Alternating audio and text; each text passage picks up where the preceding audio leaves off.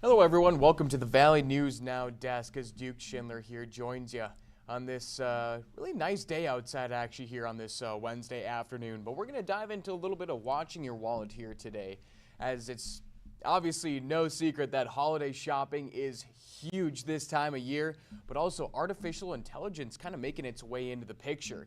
So consumer investigator Rachel DePompa looks at how AI and social media algorithms are influencing shoppers this holiday season.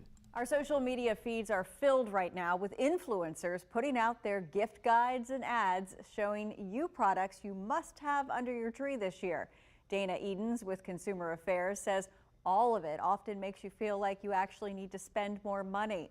She says if you need to, start muting those accounts or even unfollowing them. If they're tempting you to overspend, try limiting some screen time or anything that's going to get you off of that and get you back into reality. And maybe you need to say, hey, I'm not going to follow this person right now because, they're leading me down a path that I really can't go. Something new this year, Eden says artificial intelligence or AI is the new Santa's helper. A new survey by Consumer Affairs found 1 in 4 shoppers say they're going to use ChatGPT for inspiration to help them come up with gift ideas. While it may help you think of a gift idea for your 13-year-old cousin, Eden says it does take a little away from the holiday spirit. But I do think it outsources your creative part of gift giving. That's kind of part of the season, is you're supposed to be joyful, you're supposed to be generous. This made me think of you. And what does that say when we're having a program come up with that for us? Eden says they also found 37% of people are turning to social media platforms for inspiration. She says it's okay to test out AI and ask for gift ideas or scroll through your social media to find them. But there's still something to be said for seeing something on a shelf or circling things in a catalog that just adds to that Christmas nostalgia. And there's no price tag on that feeling.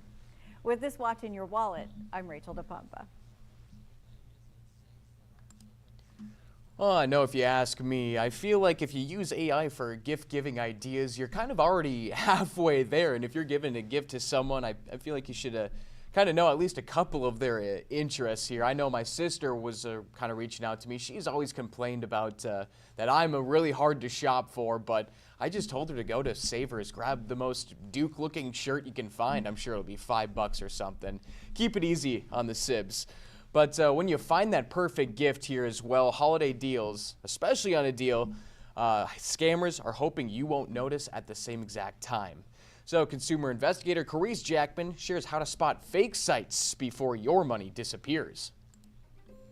Online shopping may save time during the holidays, but consumer advocates say it also opens the door for scammers. Before checking out, they urge shoppers to verify who they're buying from and whether the site is legitimate. The threat of online shopping, of course, is that scammers like to impersonate and steal people's money in a couple of different ways. Cliff Steinhauer is the Director of Information Security and Engagement with the National Security Alliance. He says one of the biggest risks is impersonation sites, basically fake pages designed to look like major brands. You might see everything looks pretty close to the real thing, but there's a difference in the URL or in the address bar, which sometimes they can do little tricks to actually hide the address bar where you can't see what site you're really on. Steinhauer says scammers know the holidays bring a flood of online deals, and they hide their traps among them, hoping shoppers won't notice the warning signs. And they'll just have all these deals that are usually too good to be true to get you to even go to that site in the first place. So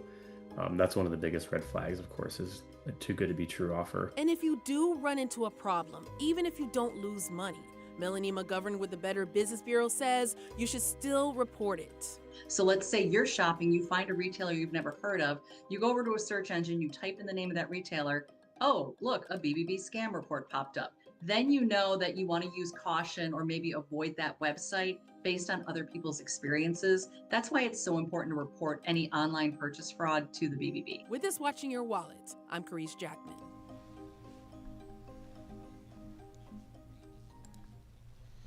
And as we kind of move along here, some artificial intelligence toys, didn't know those even existed. Well, they're directed some artificial intelligence toys directed towards children could also be dangerous household items and sometimes generate sexually explicit content.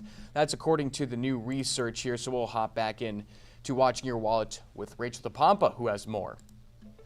This year, we're focused on toxics in toys and the new frontier of toys powered by artificial intelligence. In a press conference in Washington, D.C., the U.S. Public Interest Research Group, or PIRG, unveiled its annual Trouble in Toyland report. In addition to chemical and safety hazards, this year's report looks closely at a growing category: AI-powered toys. The AI toy market is brand new and going to grow a lot soon. This market is a new frontier. A lot of unexpected and dangerous things can happen. In their new report, PIRG found that some AI toys would direct children to potentially dangerous household items, including plastic bags, matches, and knives. And there are many different styles that people enjoy. PIRG says the most concerning findings came from an AI-enabled teddy bear that also generated sexually explicit responses during testing. How is this with AI and chatbot different from, say, what we grew up with in the 80s or 90s even?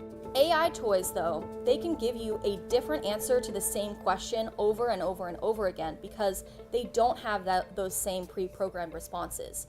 And when you don't have those pre-programmed responses, you generally have a lot more points of failure in children's safety. One day after the report was released, PIRG says Toy, the maker of the AI teddy bear, delisted all of the products for sale on its website. As of today, the teddy bear is back on the site. In a statement, the company said some responses in the report may have come from an early-stage model and that its current devices now use stronger safeguards to block adult content, references to weapons, and other inappropriate responses. The company added it is conducting a full safety review, including third-party evaluation. If you're shopping for toys this holiday season, PIRG recommends starting with age warnings on the label and thinking about whether a toy is appropriate for your child's maturity level. With this Watching Your Wallet, I'm Carice Jackman.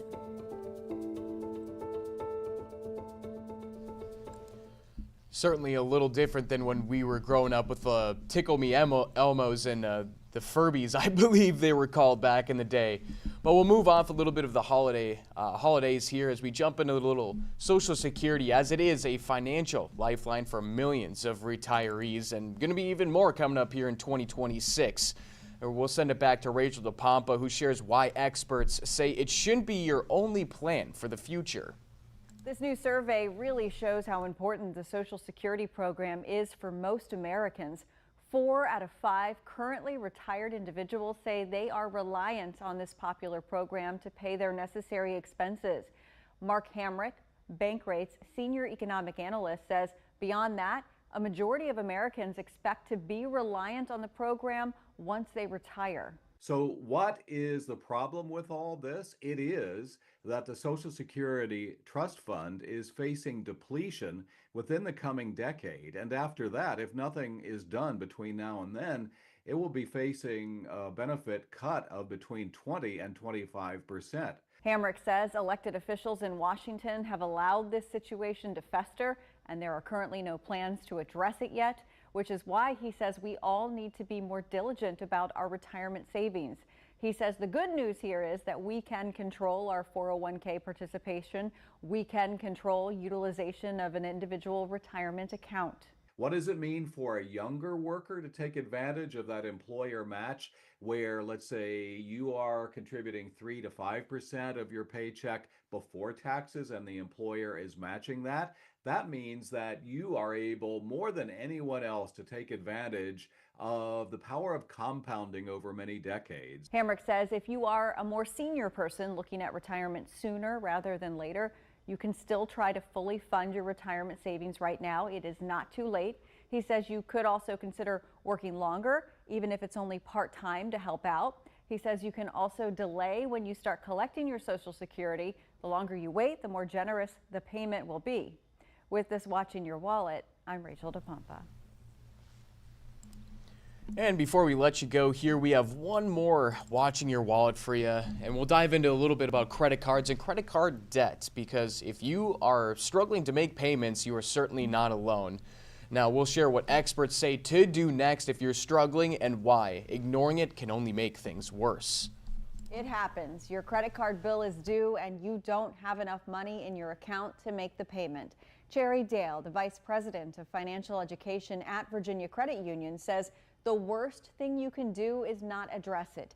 Don't pretend like it isn't happening. And she says you want to think this through. Is this a one-time situation or a larger problem that's going to keep happening? Because if it's one time in a month, you can call your creditor, tell them kind of the situation. Most creditors will work with you and help you. If this is something that is happening every single month, that you're having an issue paying your bills or a bill, you need to come up with another plan. If this is a bigger issue and you are not going to have the money for this bill over several months, Dale says one thing you can do is reach out to a legitimate financial coach. They can help you create a strict budget. Also, she says you can earn extra income and you can spend less. Once you figure out kind of where you are, then you have more options. Can you do something like a debt consolidation? Is it calling your creditor and telling them the situation and asking them to, renegotiate the loan with you so that they understand and tell them the full picture of your situation? Dale says credit card companies do have a history of working with people on a case-by-case basis. You can ask to refinance the loan, restructure the loan, or you could request a payment plan that allows you to pay off your balance in a more manageable installment. She says it never hurts to ask. With this Watch in Your Wallet, I'm Rachel DePompa.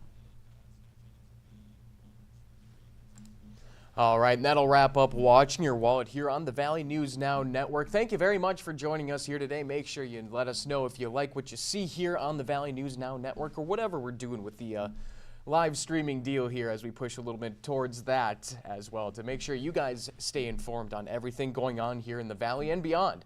But if you have a smartphone, mobile device, make sure you download the VNN News app. That's available on Android or Apple. And if you have a smart TV too, why not? Download the VNN app there on Roku, Fire Stick, Apple TV. I should be able to remember those by now. But thank you guys again very much for joining us here on the Valley News Now Network. For Duke Schindler, we'll catch you later.